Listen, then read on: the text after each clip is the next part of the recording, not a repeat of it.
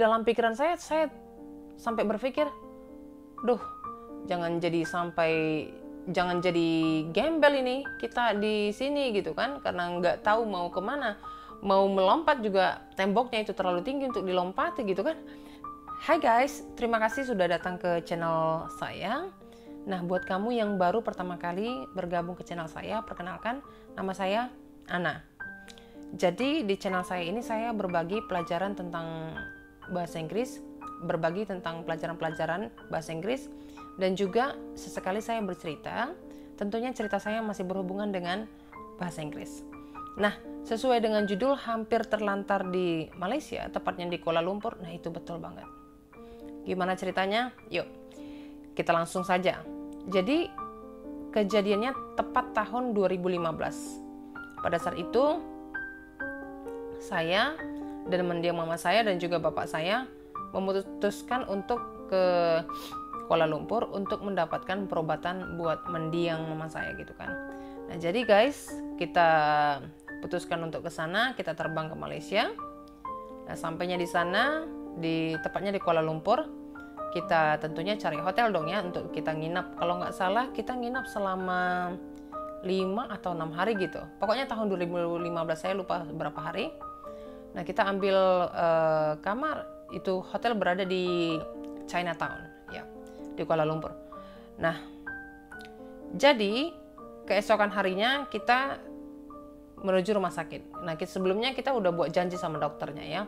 Sebelum kita terbang ke Malaysia, kita udah buat janji sama dokternya untuk bertemu gitu dan mendapatkan pengobatan untuk mama saya.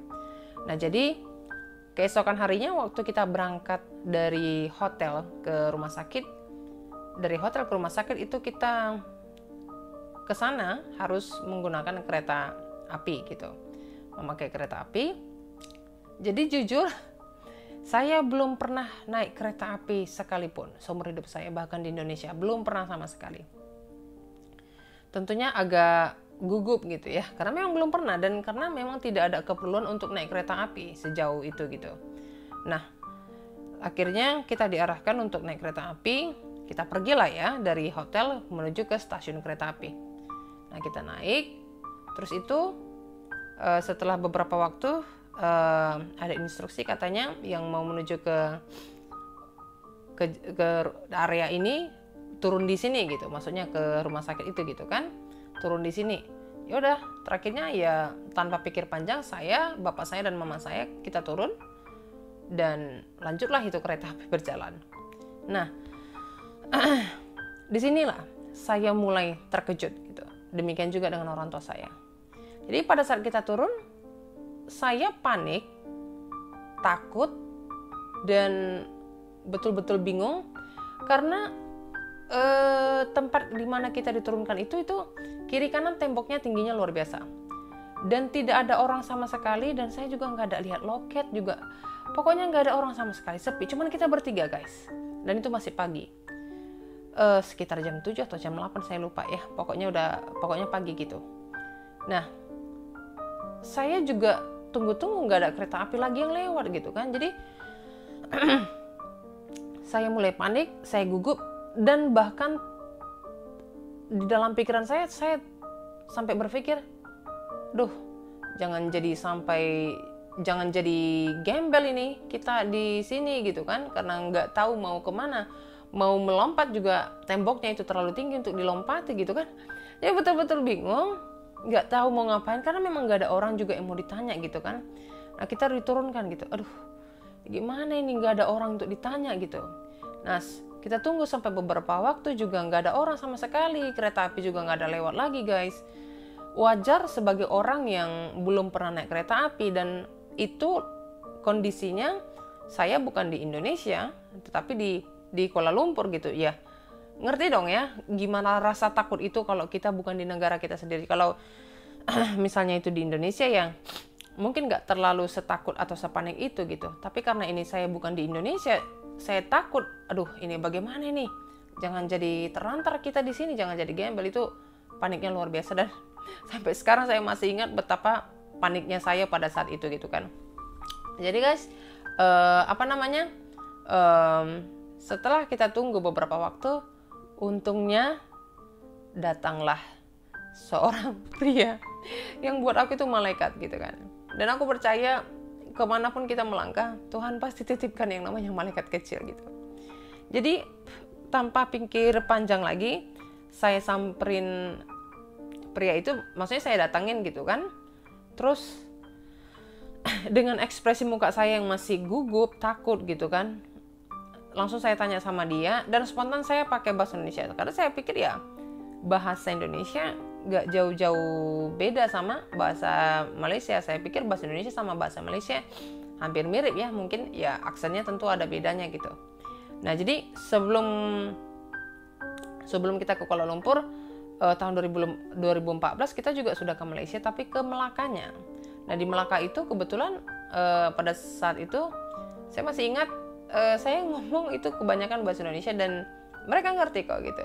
Jadi ya udah, pada saat itu waktu pria itu datang, langsung saya datangin, terus saya nanya lah, ini gimana ini, kita turunkan di sini bla bla bla, kita mau menuju ini tapi nggak ada kereta api lewat, begini begono gitu kan, dengan kecepatan bicara yang luar biasa sambil muka panik juga. Dan terakhirnya saya sudah panjang kali lebar bertanya sama dia, dia cuma jawab begini, "Can you speak English?" Oh, dia tidak mengerti sama sekali guys. Jadi ternyata, dan bukan hanya dia ya, beberapa orang yang saya temui selama kita di Kuala Lumpur itu mereka lebih kepada memakai bahasa Inggris lebih banyak di dalam kehidupannya sehari-hari gitu. Jadi pada saat dia bilang begitu, "Can you speak English?"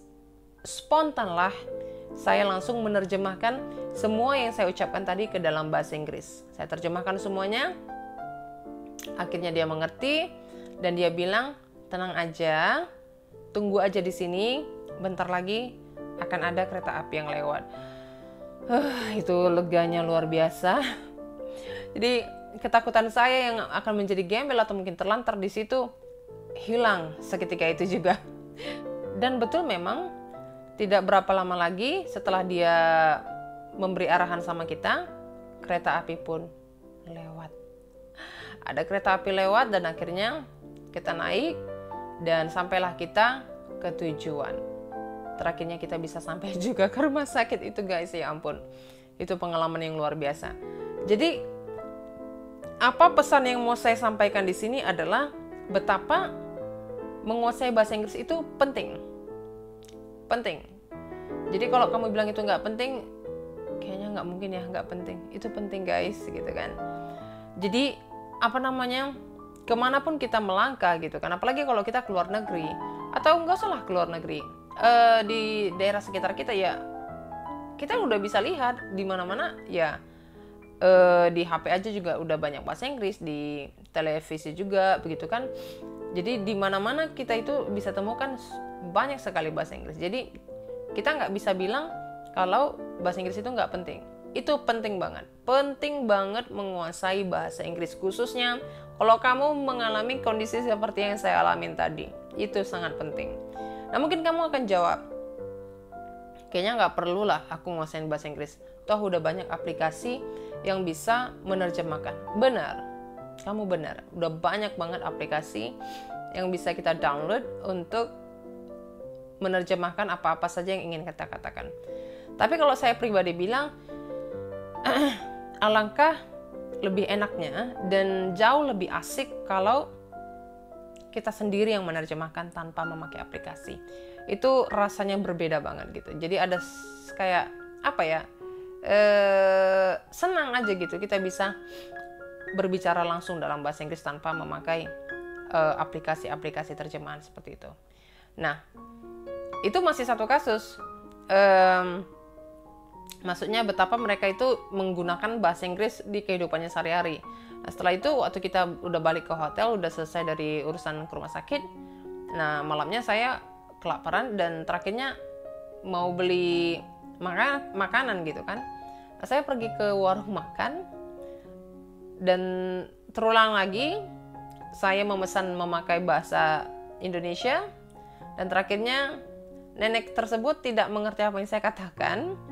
Sekalipun saya berusaha udah membuat bahasa Indonesia dengan aksen Malaysia, sesuai kemampuan saya nggak seberapa itu, maksudnya kemampuan untuk aksen Malaysia, dan akhirnya dia juga nggak ngerti. Terpaksa satu-satunya jalan adalah saya harus terjemahkan, dan barulah si ibu itu mengerti, si nenek itu tersebut mengerti apa yang saya maksudkan.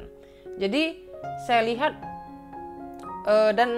saya lihat betapa bahasa Inggris itu memang sangat perlu untuk kita kuasai, bukan hanya pada saat kita pergi ke luar negeri.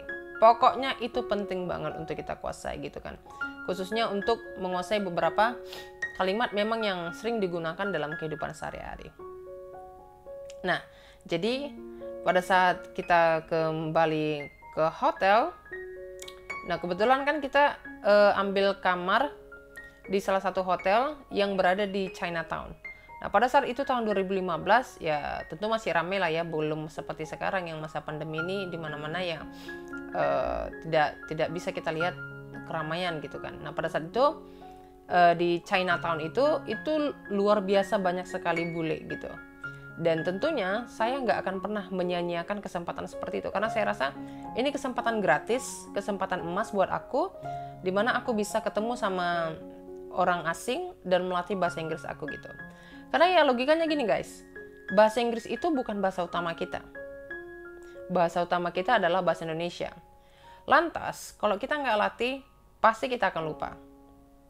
Harus dilatih, nggak ada cerita lain, harus dilatih, hanya itu caranya.